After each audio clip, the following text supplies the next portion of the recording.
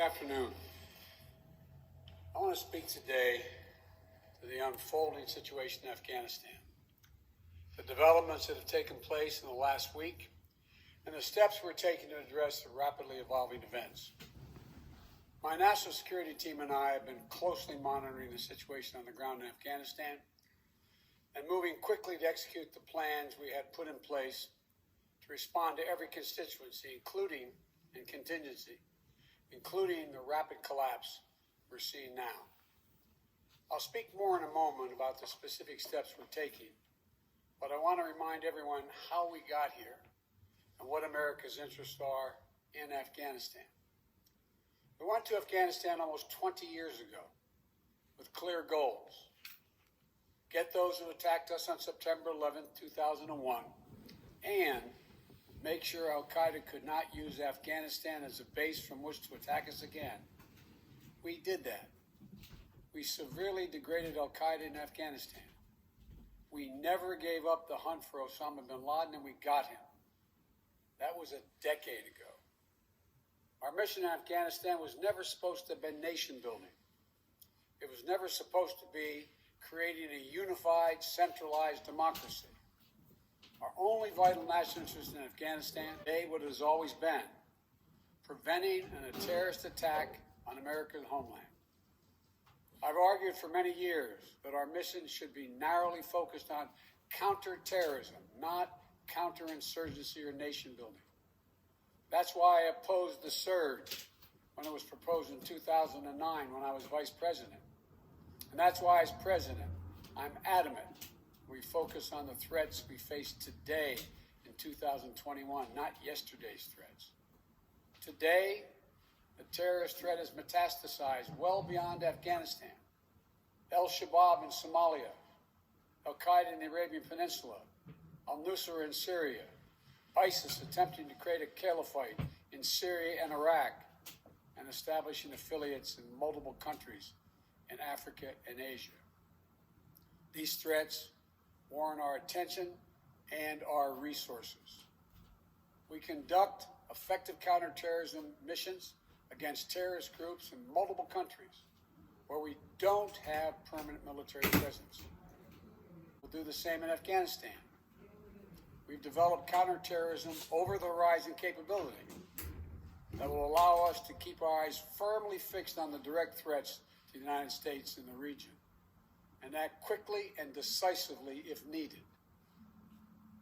When I came into office, I inherited a deal that President Trump negotiated with the Taliban.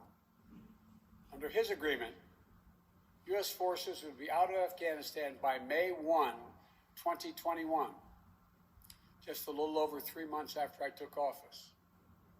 U.S. forces had already drawn down during the Trump administration from roughly 15,500 American forces to 2,500 troops in country. And the Taliban was at its strongest militarily since 2001. The choice I had to make as your president was either to follow through on that agreement or be prepared to go back to fighting the Taliban in the middle of the spring fighting season. There would have been no ceasefire after May 1. There was no agreement protecting our forces after May 1. There was no status quo of stability without American casualties after May 1. There was only a cold reality of either following through on the agreement to withdraw our forces or escalating the conflict and sending thousands more American troops back into combat in Afghanistan, lurching into the third decade of conflict.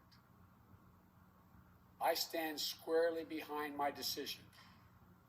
After 20 years, I've learned the hard way that there was never a good time to withdraw U.S. forces. That's why we're still there. We were clear-eyed about the risk. We planned for every contingency, but I always promised the American people that I would be straight with you. The truth is, this did unfold more quickly than we had anticipated. So what's happened? Afghanistan political leaders gave up and fled the country.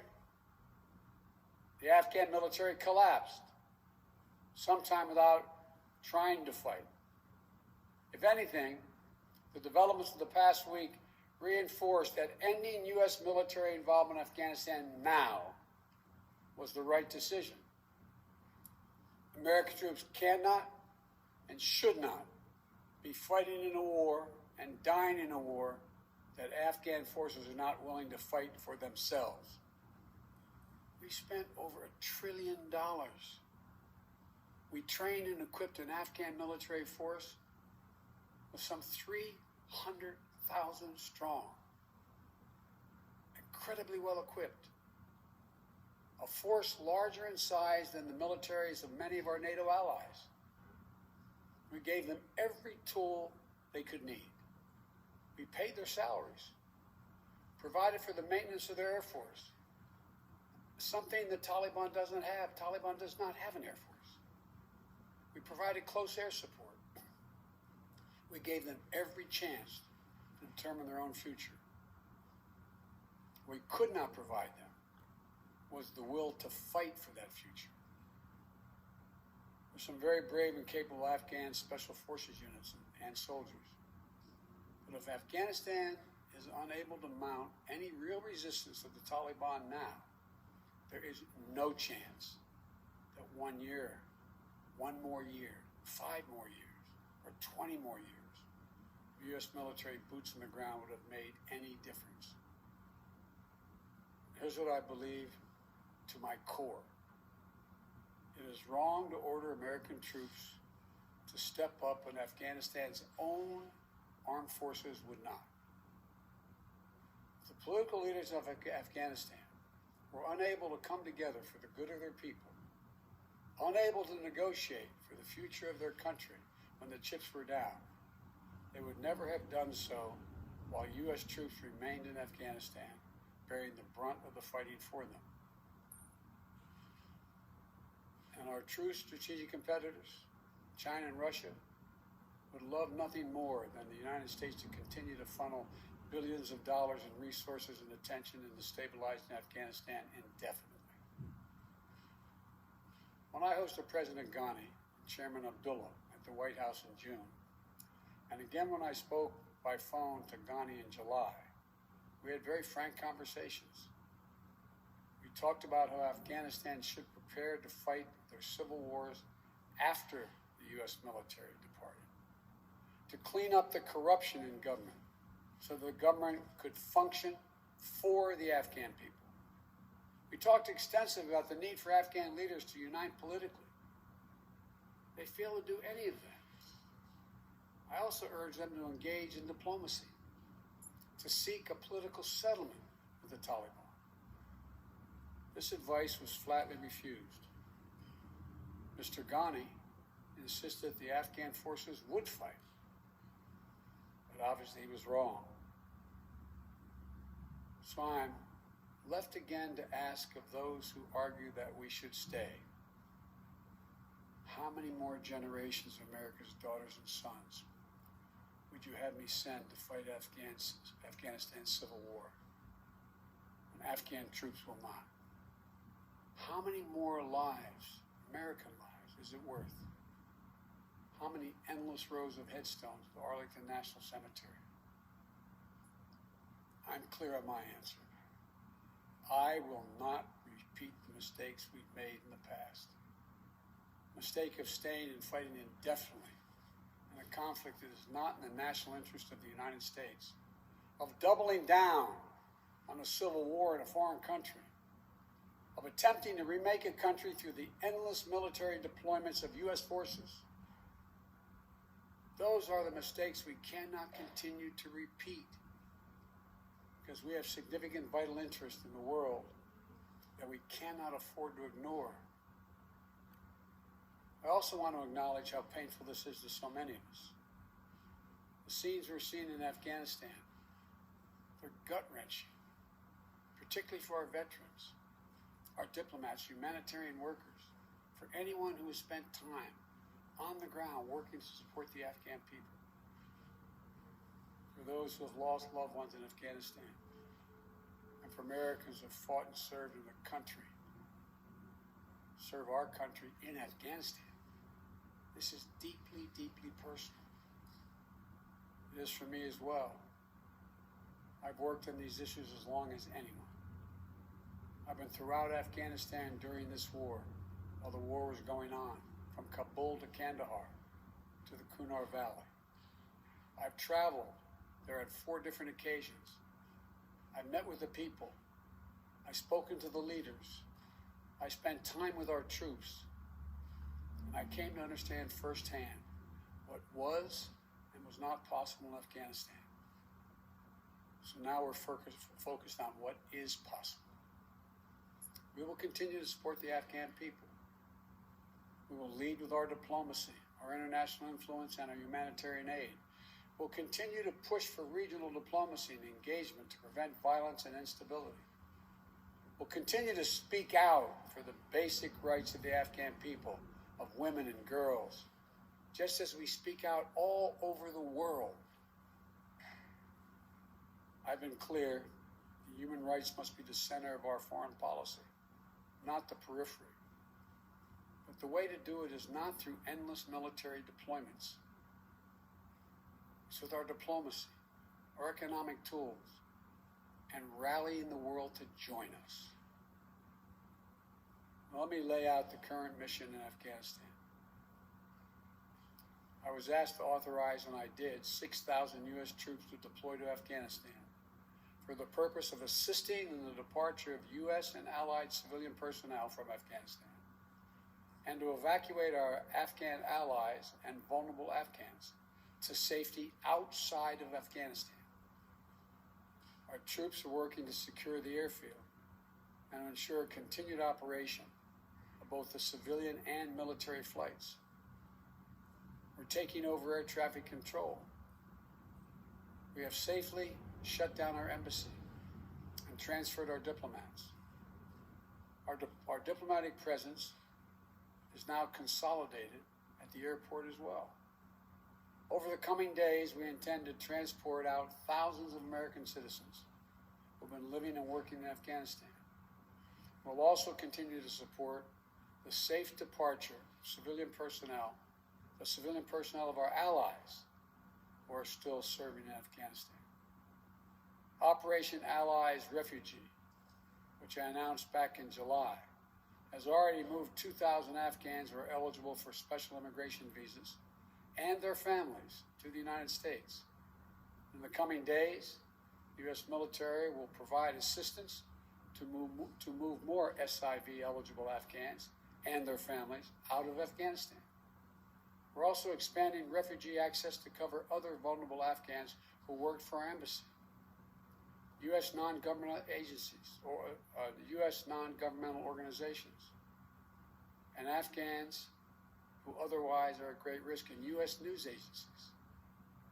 I know there are concerns about why we did not begin evacuating Afghans civilians sooner. Part of the answer is some of the Afghans did not want to leave earlier, still hopeful for their country.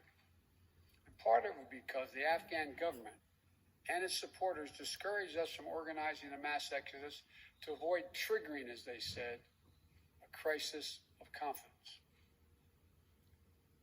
American troops are performing this mission as professionally and as effectively as they always do, but it is not without risks. As we carry out this departure, we have made it clear to the Taliban, if they attack our personnel or disrupt our operation, the U.S. presence will be swift and the response will be swift and forceful. We will defend our people with devastating force if necessary. Our current military mission will be short in time, limited in scope, and focused in its objectives. Get our people and our allies as safely as quickly as possible. And once we have completed this mission, we will conclude our military withdrawal. We'll end America's longest war after 20 long years of bloodshed. The events we're seeing now are sadly proof that no amount of military force would ever deliver a stable united, secure Afghanistan, as known in history as the graveyard of empires. What's happening now could just as easily happen 5 years ago or 15 years in the future. We have to be honest. Our mission in Afghanistan is taking many missteps, made many missteps over the past 2 decades. I'm now the 4th American president to preside over war in Afghanistan. 2 Democrats and 2 Republicans. I will not pass this responsibility on to a 5th president. I will not mislead the American people by claiming that just a little more time in Afghanistan will make all the difference. Nor will I shrink from my share of responsibility for where we are today and how we must move forward from here. I am President of the United States of America, and the buck stops with me. I'm deeply saddened by the facts we now face, but I do not regret my decision to end America's warfighting in Afghanistan and maintain a laser focus on our counterterrorism mission there and other parts of the world. Our mission to degrade the terrorist threat of Al-Qaeda in Afghanistan and kill Osama bin Laden was a success. Our decades-long effort to overcome centuries of history and permanently change and remake Afghanistan was not, and I wrote and believed it never could be.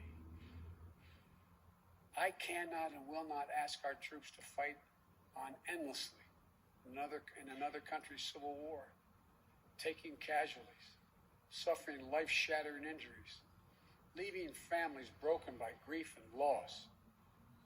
This is not in our national security interest. It is not what the American people want. It is not what our troops, who have sacrificed so much over the past 2 decades, deserve. I made a commitment to the American people when I ran for president that I would bring America's military involvement in Afghanistan to an end. While it's been hard and messy, and yes, far from perfect, I've honored that commitment. More importantly, I made a commitment to the brave men and women who serve this nation that I wasn't going to ask them to continue to risk their lives in a military action that should have ended long ago. Our leaders did that in Vietnam when I got here as a young man. I will not do it in Afghanistan.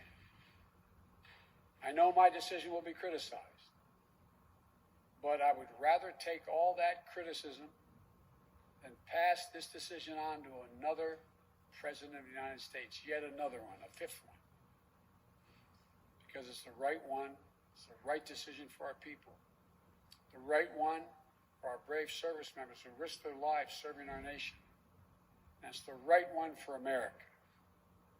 Thank you. May God protect our troops, our diplomats, and all brave Americans serving in harm's way.